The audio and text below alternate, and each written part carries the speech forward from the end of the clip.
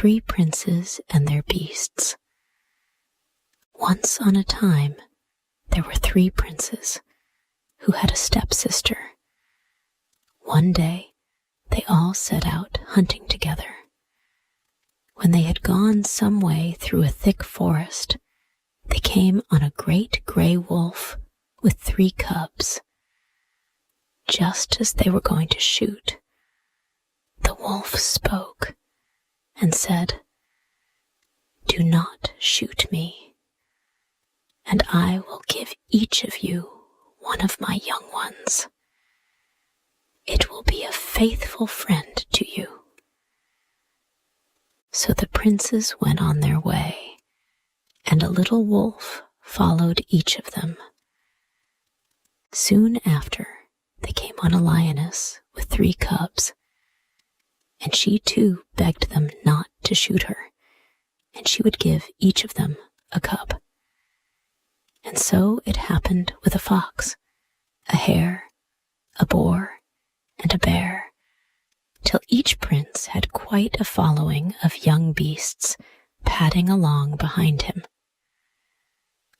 Towards evening, they came to a clearing in the wood, where 3 birches grew at the crossing of 3 roads. The eldest prince took an arrow and shot it into the trunk of one of the birch trees. Turning to his brothers, he said, "Let each of us mark one of these trees before we part on different ways. When any one of us comes back to this place, he must walk round the trees of the other 2, and if he sees blood flowing from the mark in the tree, he will know that that brother is dead. But if milk flows, he will know that his brother is alive." So each of the princes did as the eldest brother had said, and when the 3 birches were marked by their arrows, they turned to their stepsister and asked her with which of them she meant to live. "With the eldest," she answered.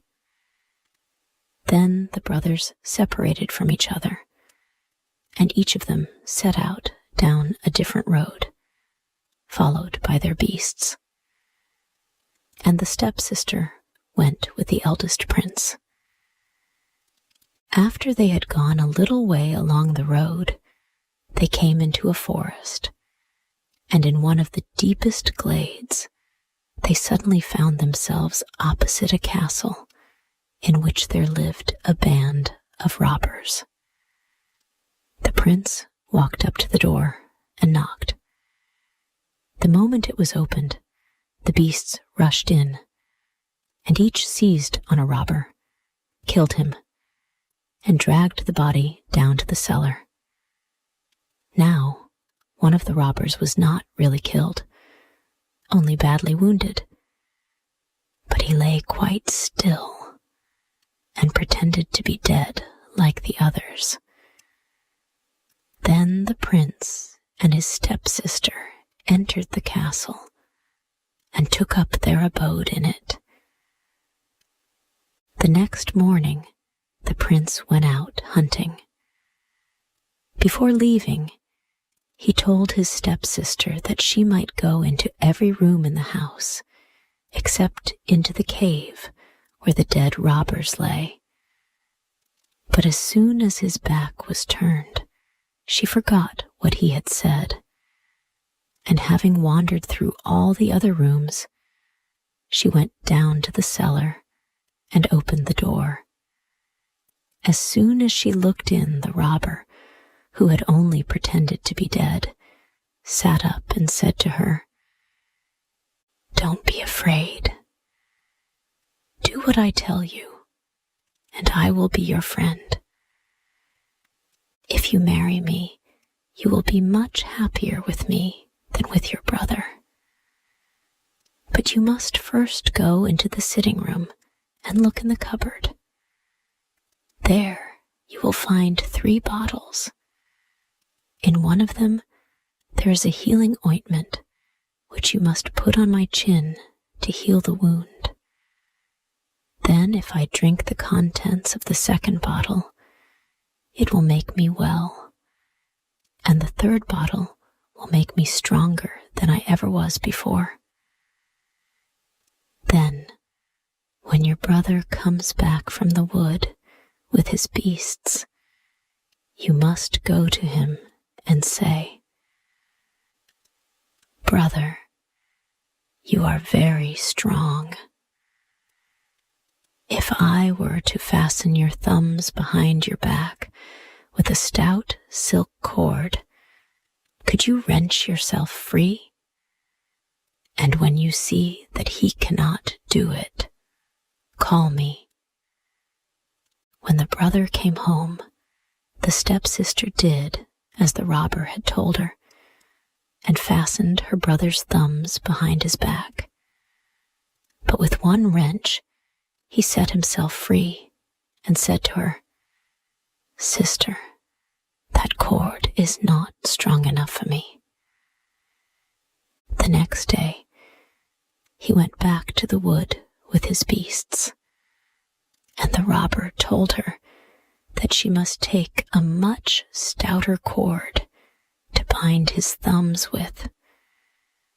But again, he freed himself, though not so easily as the first time.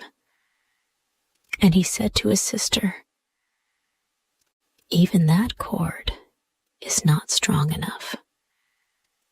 The third day, on his return from the wood, he consented to have his strength tested for the last time. So she took a very strong cord of silk, which she had prepared by the robber's advice. And this time, though the prince pulled and tugged with all his might, he could not break the cord. So he called to her and said, "Sister, this time the cord is so strong I cannot break it. Come and unfasten it for me." But instead of coming, she called to the robber, who rushed into the room brandishing a knife, with which he prepared to attack the prince. But the prince spoke and said, "Have patience for 1 minute. I would like, before I die, to blow 3 blasts on my hunting horn, 1 in this room, 1 on the stairs, and 1 in the courtyard." So the robber consented, and the prince blew the horn. At the first blast, the fox, which was asleep in the cage in the courtyard, awoke and knew that his master needed help. So he awoke the wolf by flicking him across the eyes with his brush. Then they awoke the lion, who sprang against the door of the cage with might and main, so that it fell in splinters on the ground, and the beasts were free. Rushing through the court to their master's aid, the fox gnawed the cord in 2 that bound the prince's thumbs behind his back, and the lion flung himself on the robber. And when he had killed him and torn him in pieces, each of the beasts carried off a bone. Then the prince turned to the stepsister and said, "I will not kill you, but I will leave you here to repent." And he fastened her with a chain to the wall, and put a great bowl in front of her, and said, "I will not see you again till you have filled this bowl with your tears." So saying, he called his beasts and set out on his travels. When he had gone a little way, he came to an inn. Everyone in the inn seemed so sad that he asked them what was the matter. "Ah," replied they, "today our king's daughter is to die.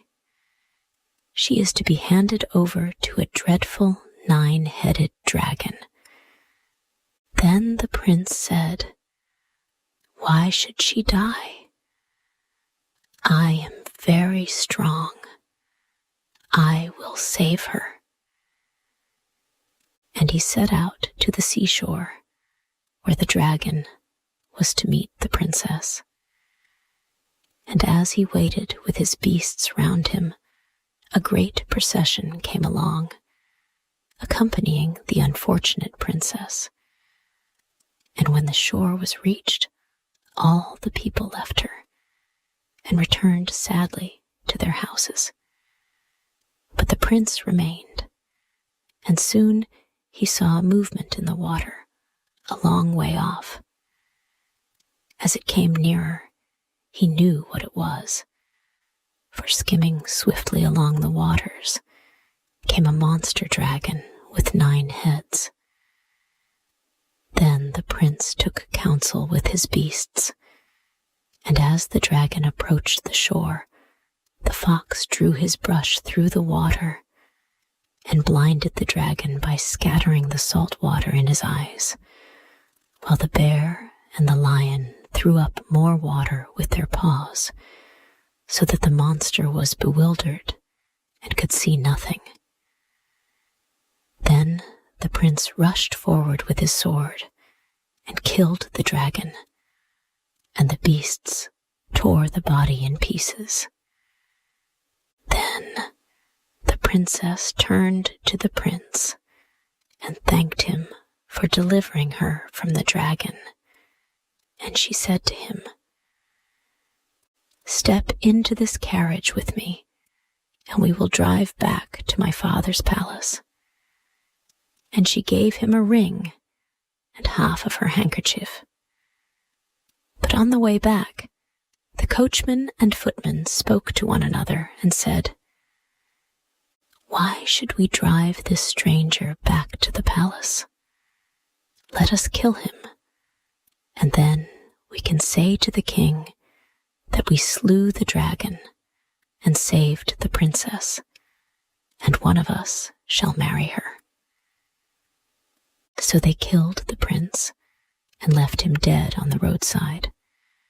And the faithful beasts came round the dead body and wept and wondered what they should do. Then suddenly the wolf had an idea, and he started off into the wood, where he found an ox, which he straightway killed. Then he called the fox and told him to mount guard over the dead ox, and if a bird came past and tried to peck at the flesh, he was to catch it and bring it to the lion. Soon after, a crow flew past and began to peck at the dead ox. In a moment, the fox had caught it and brought it to the lion. Then the lion said to the crow, "We will not kill you if you will promise to fly to the town where there are 3 wells of healing, and to bring back water from them in your beak to make this dead man alive." So the crow flew away, and she filled her beak at the well of healing, the well of strength, and the well of swiftness. And she flew back to the dead prince and dropped the water from her beak upon his lips, and he was healed and could sit up and walk. Then he set out for the town, accompanied by his faithful beasts. And when they reached the king's palace, they found that preparations for a great feast were being made, for the princess was to marry the coachman. So the prince walked into the palace and went straight up to the coachman and said, "What token have you got that you killed the dragon and won the hand of the princess. I have her token here, this ring and half her handkerchief. And when the king saw these tokens, he knew that the prince was speaking the truth.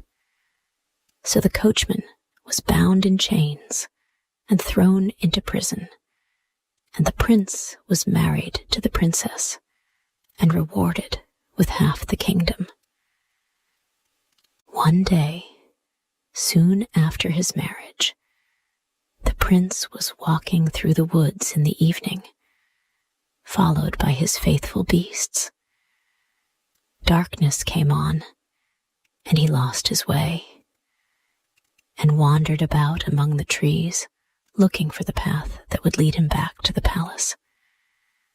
As he walked, he saw the light of a fire, and making his way to it, he found an old woman raking sticks and dried leaves together, and burning them in a glade of the wood. As he was very tired, and the night was very dark, the prince determined not to wander further. So he asked the old woman if he might spend the night beside her fire. "Of course you may," she answered. "But I am afraid of your beasts. Let me hit them with my rod, and then I shall not be afraid of them." "Very well," said the prince. "I don't mind." And she stretched out her rod and hit the beasts, and in one moment they were turned into stone, and so was the prince. Now, soon after this, the prince's youngest brother came to the crossroads with the 3 birches, where the brothers had parted from each other when they set out on their wanderings. Remembering what they had agreed to do, he walked round the 2 trees, and when he saw that blood oozed from the cut in the eldest prince's tree, he knew that his brother must be dead. So he set out, followed by his beasts, and came to the town over which his brother had ruled, and where the princess he had married lived. And when he came into the town, all the people were in great sorrow, because their prince had disappeared. But when they saw his youngest brother and the beasts following him, they thought it was their own prince, and they rejoiced greatly, and told him how they had sought him everywhere. Then they led him to the king, and he too thought that it was his son-in-law. But the princess knew that he was not her husband, and she begged him to go out into the woods with his beasts, and to look for his brother till he found him. So the youngest prince set out to look for his brother, and he too lost his way in the wood, and night overtook him. Then he came to the clearing among the trees, where the fire was burning, and where the old woman was raking sticks and leaves into the flames. And he asked her if he might spend the night beside her fire, as it was too late and too dark to go back to the town. And she answered, "Certainly you may, but I am afraid of your beasts. May I give them a stroke with my rod? Then I shall not be afraid of them." And he said she might, for he did not know that she was a witch. So she stretched out her rod, and in a moment the beasts and their master were turned into stone. It happened soon after that the second brother returned from his wanderings, and came to the crossroads where the 3 birches grew. As he went round the trees, he saw that blood poured from the cuts in the bark of 2 of the trees. Then he wept and said, "Alas, both my brothers are dead." And he too set out towards the town in which his brother had ruled, and his faithful beasts followed him. When he entered the town, all the people thought it was their own prince come back to them, and they gathered round him, as they had gathered round his youngest brother, and asked him where he had been and why he had not returned. And they led him to the king's palace, but the princess knew that he was not her husband. So when they were alone together, she besought him to go and seek for his brother and bring him home. Calling his beasts round him, he set out and wandered through the woods. And he put his ear down to the earth to listen if he could hear the sound of his brother's beasts. And it seemed to him as if he heard a faint sound far off, but he did not know from what direction it came. So he blew on his hunting horn and listened again. And again he heard the sound, and this time it seemed to come from the direction of a fire burning in the wood. So he went towards the fire, and there the old woman was raking sticks and leaves into the embers.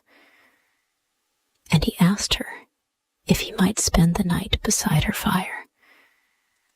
But she told him she was afraid of his beasts, and he must first allow her to give each of them a stroke with her rod. But he answered her, "Certainly not. I am their master, and no one shall strike them but I myself. Give me the rod." And he touched the fox with it, and in a moment it was turned into stone. Then he knew that the old woman was a witch, and he turned to her and said, "Unless you restore my brothers and their beasts back to life at once, my lion will tear you in pieces." Then the witch was terrified, and taking a young oak tree, she burnt it into white ashes, and sprinkled the ashes on the stones that stood around. And in a moment, the 2 princes stood before their brother, and their beasts stood round them. Then the 3 princes set off together to the town. And the king did not know which was his son-in-law, but the princess knew which was her husband. And there were great rejoicings throughout the land.